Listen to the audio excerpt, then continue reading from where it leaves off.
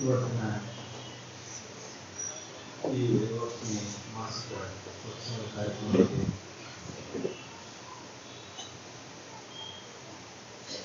ವೇದಿಕೆಯಲ್ಲಿದ್ದಂಥ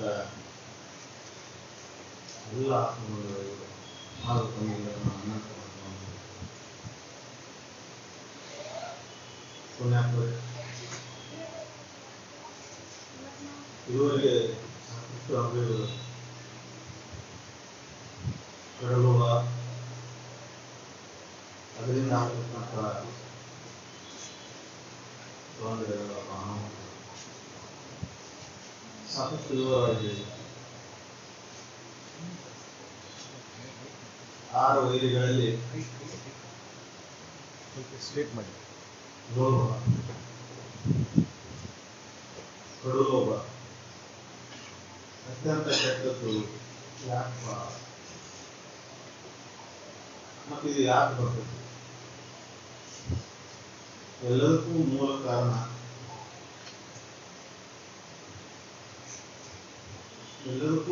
ಕಾರಣ ನೋಡ್ಕೊಂಡು ಹೋದಾಗ ಇವು ಏನು 6 ದುರ್ಗುಣಗಳದಾವಲ್ಲ,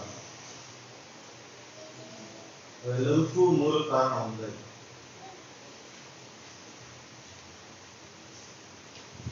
ಮನುಷ್ಯನ ಸುಖ ದುಃಖ ಎರಡಕ್ಕೂ ಮೂಲ ಕಾರಣ ಒಂದೇ, ಅಜ್ಞಾನ. ಅಜ್ಞಾನದಿಂದ ಇದೆಲ್ಲ ನಡೆಯುತ್ತೆ. ಸುಖ ದುಃಖದ ಭಾವಗಳು ಅಂತರಂಗದಲ್ಲಿ ಉದಯಾಗ್ತವೆ. ಆ ಅಂತರಂಗದಲ್ಲಿ ಆ ಭಾವಗಳು ಉದಯ ಆಗಬೇಕಾದ್ರೆ ಅದರಿಂದ ಅಜ್ಞಾನ ಕಾರಣ ಇದೆ. ಮನುಷ್ಯ ಲೋಭಿ ಆಗ್ಬೇಕಂದ್ರೆ ಅಥವಾ ಕಡು ಲೋಭಿ ಆಗ್ಬೇಕಂದ್ರೂ ಆ ಅಜ್ಞಾನ ಕಾರಣ. ಅದಕ್ಕೆ ನಾವು ಸುಜ್ಞಾನಿ ಆಗ್ಬೇಕಾಯ್ತು. ಸುಜ್ಞಾನಿ ಆಗಿದ್ದಾದ್ರೆ ಅಥವಾ ಈ ಅಜ್ಞಾನ ನಾಶ ಆಗಿದ್ದಾದ್ರೆ ಈ ದುರ್ಗುಣಗಳು ತನ್ನ ತಾನು ದೂರ ಸರಿತಾವೆ. ಮನುಷ್ಯ ಈ ದುರ್ಗುಣಗಳಿಂದ ದೂರ ಸರಿಬೇಕಂದ್ರೆ ಸರಳ ಉಪಾಯ ಅಂದ್ರೆ ಸತ್ಸಂಗ. ಸತ್ಸಂಗದ ಮುಂದುವರೆದ ಭಾಗ ಅಂದ್ರೆ ನಿರಂತರ ಚಿಂತನೆ. ಇಲ್ಲಿ ಕೇಳಿಬಿಟ್ರೆ ಆಗಲಿಲ್ಲ, ನಿರಂತರ ಚಿಂತನೆ. ಮನೋನಿಗ್ರಹ ಹೆಂಗಪ್ಪ? ಬಹಳ ಮಂದಿ ಮನೋನಿಗ್ರಹ ಏನೇನೋ ವ್ಯಾಖ್ಯಾನ ಕೊಡ್ತಾರೆ, ಏನೇನೋ ಪ್ರಯತ್ನ ಮಾಡ್ತಾರೆ. ಸರಳ ಮಾರ್ಗ ಹೇಳ್ಕೊಡ್ತಾರೆ. ನಾವು ನಿರಂತರ ಸುಖ ದುಃಖದ ವಿಚಾರದಿಂದ ಮನೋನಿಗ್ರಹ. ನಿಮ್ಮ ಜೀವನ ಏನ್ ನಡೀತದಲ್ಲ, ಬೇರೆ ಪುಸ್ತಕದಲ್ಲಿ ಓದಾಕ ಹೋಗ್ಬೇಡ್ರಿ. ನಿಮ್ಮ ಜೀವನ ಏನ್ ನಡೀತದಲ್ಲ ಅದನ್ನ ನಿರಂತರ ವಿಚಾರ ಮಾಡಿ. ಏನು ಅದರಲ್ಲಿ ದೇಶಾಸ್ತ್ರ ಹೇಳಿದ್ರೆ ನಿರಂತರ ವಿಚಾರ ಮಾಡಿ. ಅತಿ ಹೆಚ್ಚಿನ ನನ್ನಲ್ಲಿ ಈ ದುಃಖದ ಭಾವ ಉದಯ ಕಾರಣ ಏನು, ಇಲ್ಲಿ ಸುಖದ ಭಾವ ಉದಯ ಕಾರಣ ಏನು? ಎರಡಕ್ಕೂ ಅಜ್ಞಾನ ಕಾರಣ ಆಗುತ್ತೆ. ನಮಗೆ ತೋರ್ತಕ್ಕಂಥ ಪ್ರಪಂಚದಲ್ಲಿ ತೋರ್ತಕ್ಕಂಥ ಸುಖ ಅನ್ನೈತಲ್ಲ, ಅಜ್ಞಾನದಿಂದ ತೋರಿದ ನಮ್ಗೆ. ಅಂದ್ರೆ ನಮಗಲ್ಲಿ ಸುಖ ಆಯ್ತು ಅನ್ಸಾಕತ್ತೈತಿ, ನಿಜವಾಗಿ ಸುಖ ಇಲ್ಲ. ಸುಖದ ಅನುಭವ ಆಗಿರ್ತಾರೆ, ಆದ್ರೆ ನಮ್ದು ಏನು ತಿಳುವಳಿಕೆ ಐತಲ್ಲ ತಪ್ಪು. ಭೋಗದಿಂದ ಸುಖ ಸಿಕ್ಕಿದ್ರೆ ನಾವು ತಿಳ್ಕೊಂಡು ಆ ಭೋಗದಲ್ಲಿ ಸುಖ ಇಲ್ಲ ಅನ್ನೋದು ನಿರಂತರ ಚಿಂತನೆ ಮಾಡಿದಾಗ ಗೊತ್ತಾಗ್ತದೆ. ನಿರಂತರ ಚಿಂತನೆ ಮಾಡ್ಬೇಕಂದ್ರೆ ನಮ್ಮಲ್ಲಿ ವಿವೇಕ ಜಾಗೃತ ಆಗಬೇಕು. ವಿವೇಕ ಜಾಗೃತ ಆಗ್ಬೇಕಂದ್ರೆ ವಿವೇಕವಂತರ ಸಂಘ ಮಾಡಬೇಕು. ನಮ್ಮ ವಿವೇಕ ಇಲ್ಲ ಅಂದ್ರೆ ಏನಂತ? ವಿವೇಕ ಐತಿ ನಮ್ಗೆ. ಯಾವುದೈತಿ ವಿವೇಕ? ಅಜ್ಞಾನದ ಜಗತ್ತಿನೊಳಗೆ ಜ್ಞಾನ ಐತಿ ನಮ್ಗೆ. ನಮ್ಮ ಜ್ಞಾನ ಎಲ್ಲಿಗೆ ಸೀಮಿತ ಐತಿ? ಅಜ್ಞಾನದಲ್ಲಿ ತೋರಿದಂತ ಜಗತ್ತಿಗೆ ಅಷ್ಟ ಸೀಮಿತ ಐತಿ. ಸತ್ಯದ ಚಿಂತನೆ ಇಲ್ಲ ನಮ್ಗೆ, ಸುಜ್ಞಾನ ಇಲ್ಲ ನಮ್ಗೆ. ಅಜ್ಞಾನದೊಳಗೆ ಜ್ಞಾನ ಐತಿ ನಮ್ಗೆ, ಸುಜ್ಞಾನದ ಜ್ಞಾನ ಇಲ್ಲ. ಅಂದ್ರೆ ನನ್ನ ಜ್ಞಾನ ತನಗಿಲ್ಲ. ಜ್ಞಾನ ಎದೈತಿ? ಶರೀರದ ಜ್ಞಾನ ಐತಿ, ತೋರ್ತಕ್ಕಂಥ ಜಗತ್ತಿನ ಜ್ಞಾನ ಐತಿ. ಏನು ಜಗತ್ತಿನಾಗ ಎಲ್ಲ ತೋರ್ತವಲ್ಲ, ಜಡ ಸಮಯದೊಳಗೆ ಜಡ ವಸ್ತುಗಳು, ಜಡ ವಿಷಯಗಳೆಲ್ಲ, ಈ ಜಡ ಜಗತ್ತಿನ ಎಲ್ಲಾ ಜ್ಞಾನ ಐತಿ ನಮಗೆ. ಆದ್ರೆ ಈ ಜಡ ಜಗತ್ತಿಗೆಲ್ಲದಕ್ಕೂ ಆಧಾರವಾಗಿ ನಿಂತಂತ ಸಾಕ್ಷಿ ಬಗ್ಗೆ ನಮಗೆ ಅನುಭವ ಆದ್ರೂ ಸದ್ಯಕ್ಕ ಅದನ್ನು ಹಿಡ್ಕೊಳ್ಳುವಂತ ಶಕ್ತಿ ಇಲ್ಲ. ಅನಿಸ್ತದೆ ಒಮ್ಮೆ, ಮಾತಿನೊಳಗೆ ಬರ್ತೈತಿ, ನಮ್ಮ ಒಳಗೆ ಪ್ರತಿಯೊಳಗೂ ಬರ್ತೈತಿ ಒಮ್ಮೆ. ಶರೀರದ ನಾನಲ್ಲ ಅನ್ನೋ ಭಾವ ನಮ್ಮ ಮಾತಿನ ಕೆಲವು ಪ್ರಕಟ ಆಗ್ತಾವ. ಆದ್ರೆ ನಮ್ಮ ಕೃತಿ ಒಳಗೆ ಅದನ್ನ ಗಾಢವಾಗಿ ನಂಗೆ ತಿಳ್ಕೊಳ್ಳುವಂತ ಶಕ್ತಿ ಇಲ್ಲ. ಅಂದ್ರೆ ನಮ್ಮ ಆಚಾರದಲ್ಲಿ ಬರ್ತಾ ಇಲ್ಲ. ಕೇಳ್ತೇವೆ, ಎಲ್ಲ ಕೇಳಿ ಮತ್ತಷ್ಟ ಸರಿರುತ್ತೆ. ಆ ನಿರಂತರ ಚಿಂತನೆಗೆ ಹಚ್ಚಿದಾಗ ಅವಾಗ ಸತ್ಯದ ದರ್ಶನ ಅಥವಾ ಜ್ಞಾನ. ನಮ್ಗೀಗೆಲ್ಲ ತಿಳ್ಕೊಂಡಿದ್ದ ಜ್ಞಾನ ಬಹಿರಂಗದ ಜ್ಞಾನ ಆಯ್ತು. ಈ ಪ್ರವಚನಗಳು, ಸತ್ಸಂಗಗಳಿಗೆಲ್ಲ ಬಹಿರಂಗದ ಜ್ಞಾನ ಹೇಳಿ ತಿಳ್ಕೊಂಡು ಬಹಿರಂಗದ ಬಹಿರಂಗ ಆಯ್ತು. ಶಬ್ದಗಳೆಲ್ಲ ಬಹಿರಂಗ, ಶಬ್ದಾತೀತ ನೀನದಿ. ಅದ್ರ ಅನುಭವ ನಿನಗಾಗಬೇಕಂದ್ರೆ ಅಂತರಂಗದಲ್ಲಿ ವಿಮರ್ಶೆ ನಡೀಬೇಕು. ಅದಕ್ಕೆ ಶಬ್ದ ಬೇಕಾಗಿಲ್ಲ.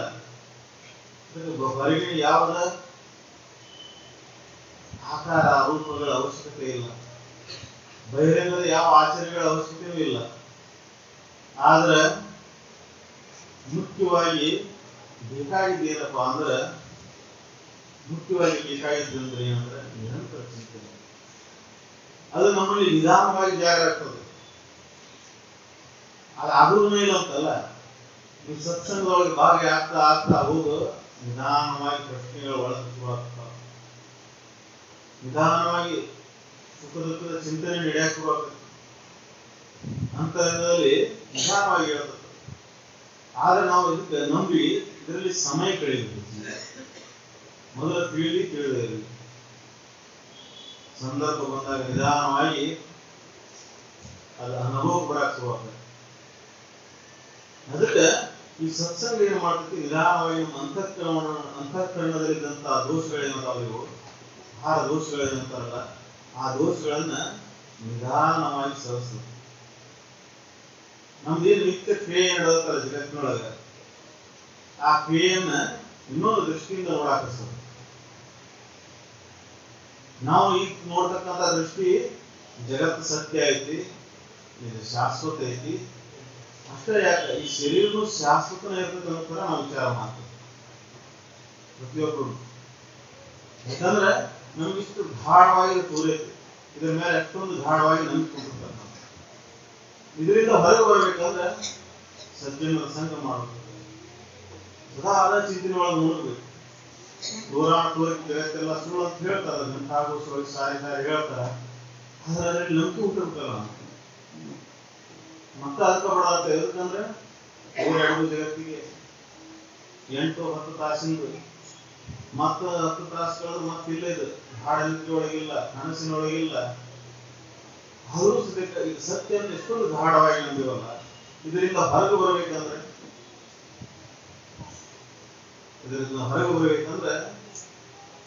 ನಿತ್ಯ ಅದ ಚಿಂತನೆ ಒಳಗೆ ಯಾವ್ದು ಸತ್ಯ ಐತಿ ಅದರ ಕುರಿತ ಚಿಂತನೆ ನಡೆಯುವುದು. ಯಾವ್ದು ಸತ್ಯ ಐತಿ, ಯಾವ್ದು ಸತ್ಯ ಫಲ ಜಗತ್ತಿನೊಳಗೆ? ಜಗತ್ತಿನೊಳಗೆ ಯಾವ್ದು ಸತ್ಯ ಇಲ್ಲ. ಯಾಕಂದ್ರೆ ಜಗತ್ತ ಸುಳ್ಳಿನ ಸಂಖ್ಯೆ. ಇದ್ರೊಳಗೆ ಸತ್ಯ ಹುಡುಕಬಹುದು ಸಿಗುದಿಲ್ಲ ನಿನಗೆ.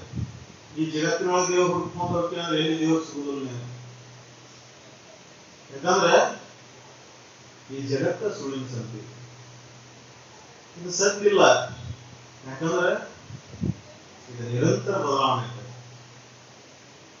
ನಿರಂತರ ಬದಲಾವಣೆ ಯಾವುದು ಸತ್ಯ ಅನ್ನೋದನ್ನ ಯಾವಾಗಲೂ ಒಂದೇ ತರ ಇರೋದು ಸತ್ಯ ಅಂತ. ಯಾವಾಗಲೂ ಒಂದೇ ತರ ಮಾತಾಡುವಾಗ ಸರಿ ಹೇಳ್ತಾನೆ. ಒಮ್ಮೆ ಹೇಳಿದ ಮತ್ತೊಮ್ಮೆ ಬೇರೆ ಹೇಳಿದ್ರೆ ಸುಳ್ಳು ಹೇಳ್ತಾನೆ. ಹಂಗೆ ಈ ಜಗತ್ತು ಅಸತ್ಯ. ಒಮ್ಮೆ ಇದ್ದಂಗೆ ಮತ್ತೊಮ್ಮೆ ಇರುವುದು. ಕಾಲಕ್ಕೆ ತಕ್ಕಂಗೆ ಇದು ಕಾಲದ ಆದಿನೊಳಗೆ. ಹಂಗ ಈ ಶರೀರನೂ ಅಷ್ಟೇ ಐತಿ. ಇದಕ್ಕೆ ಅವಧಿ ಐತಿ, ಇದು ಕಾಲಕ್ಕೆ ತಕ್ಕಂಗೆ ಬದಲಾವಣೆ ಆಗ್ತಾ ಹೋಗ್ತದೆ. ಈ ಶರೀರ ಬರ್ತಾವು, ಶರೀರಗಳ ನಾಶ ಆಗ್ತಾವೆ. ಅದರ ಸಾಕ್ಷಿ ಅನ್ನೋದು ಈ ಶರೀರವನ್ನು ನಡೆಸ್ತಕ್ಕಂಥದ್ದು ಯಾವ್ದು ಆಗಲ್ ಸರ್ ವಾಕಲ್ ಸರ್ ಹೇಳಿದರು. ಈ ಶರೀರಕ್ಕೆ ಅದಿರ್ಲಿಲ್ಲ ಅಂದ್ರೆ ಹೆಣ ಅಂತ ಆಗ್ತದೆ.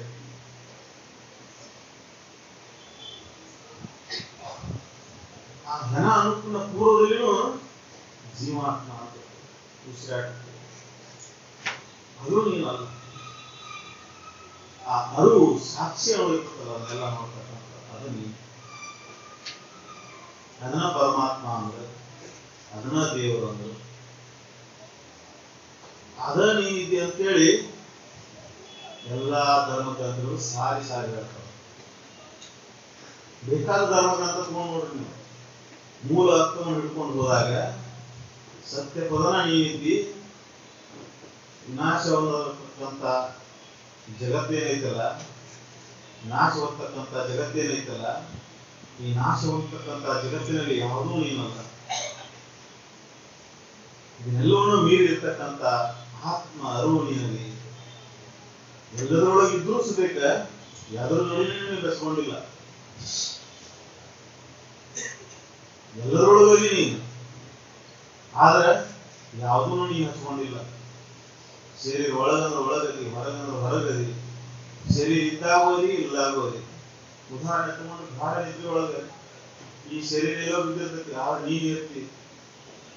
ಕನಸಿನೊಳಗೆ ಅಲ್ಲೊಂದು ಶರೀರ ಬೇರೆ ಇರ್ತೈತಿ, ಆದ್ರೆ ನೀನ್ ಇರ್ತಿ. ಅಂದ್ರೆ ಈ ಶರೀರ ಇಲ್ಲದಾಗೂ ನೀನ್ ಇರ್ತಿ. ಎಲ್ಲದಕ್ಕೂ ಸಾಕ್ಷಿ ನೀನಲ್ಲಿ. ಮತ್ತೆ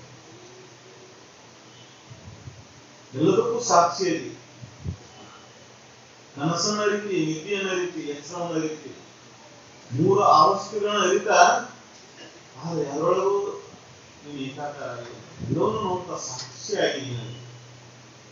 ಆ ಸಾಕ್ಷಿನ ನೀನು ಯಾವಾಗ ಅಂತಿ ಅದ ಸತ್ಯ. ಅದರಲ್ಲಿ ನಾವು ಇಟ್ಕೊಳ್ಬೇಕು ಮೊದಲು. ಅದನ್ನ ಭಕ್ತಿ ಅಂತ, ಅದನ್ನ ಶ್ರದ್ಧಾ ಅಂತ. ಯಾವಾಗ ಅದು ಹುಟ್ಟುತ್ತದೆ ನೀನಲ್ಲಿ, ಆವಾಗ ಜಗತ್ತಿನ ಎಲ್ಲ ಭಾರಿಗಳ ತನ್ನಿಂದಾನ ದೂರ ಆಗ್ತಾವ. ಯಾಕಂದ್ರೆ ಭಾರಿ ಕೊಡ್ತಾವ, ಎದಕ್ಕೆ ಕೊಡ್ತಾವ? ಜಗತ್ತಿನ ಭಾರಿಗಳೆಲ್ಲ ಎದಕ್ಕೆ ಎಲ್ಲಿರ್ತಾವ? ರೋಗ ರೋಗಿಗಳ ಭಾರಿ ಶರೀರಕ್ಕೆ, ಕಾಲಚಕ್ರದ ಭಾರಿ ಶರೀರಕ್ಕೆ. ವಿನಾಶ ಆಗುವಂತ ವಸ್ತು ವಿನಾಶ ಆಗಿರ್ತಾವ, ನಾಶ ಆಗುವಂತ ವಸ್ತು ನಾಶ ಆಗ್ತಾವ. ವಿನಾಶ ಆಗುವಂತ ವಸ್ತು ನೀನದಿ, ನಾಶ ಆಗುವಂತ ವಸ್ತು ನೀನು ತಿಳ್ಕೊಂಡು ಕೂತಿದ್ರಿಂದ ದುಃಖ ಆಗ್ತದೆ. ವಿನಾಶವಾಗತ್ತ ವಸ್ತು ನಾನು ಸತ್ಯ ವಸ್ತು ಅಂತ ತಿಳ್ಕೊಂಡಾಗ ಈ ನಾಶ ಆಗುವಂತ ವಸ್ತು ಅಂತ ನಾನು ಹಿಡ್ಕೊಂಡು ಕೂತಿದ್ರಿಂದ ಆಗತಕ್ಕಂಥ ದುಃಖ ದೂರ ಆಗ್ತದೆ. ಅವಾಗ ಸಾವಿನ ಭಯ ಹೋಗ್ತದೆ. ಬುದ್ಧಿಗಾಗಿದ್ದು ಅದ ಮೊದಲು ಸಾಯ್ತೀನಂತ ದುಃಖ ಪಟ್ಟ, ದುಃಖ ಸಾಯೋಣ ತಿಳ್ಕೊಂಡ ಆರಾಮಾದ. ಅದಕ್ಕೆ ನಾವು ಸತ್ಯ ಪದವನ್ನು ನಂಬಿದ್ರೆ ದುಃಖ ಅನ್ನೋದಿಲ್ಲ, ಅಸತ್ಯ ಪದವನ್ನು ನಂಬಿದ್ರೆ ದುಃಖ ಇದ್ದಿದ್ದ. ಅದಕ್ಕೆ ನಾವು ನೀವೆಲ್ಲ ಸತ್ಯ ಪದವನ್ನು ನಂಬಿ ಸ್ಥಿರಮುಕ್ತಿಸ್ಕೋಣ ಅಂತ ಹೇಳಿ ನನ್ನ ಎರಡು ಮಾತನ್ನು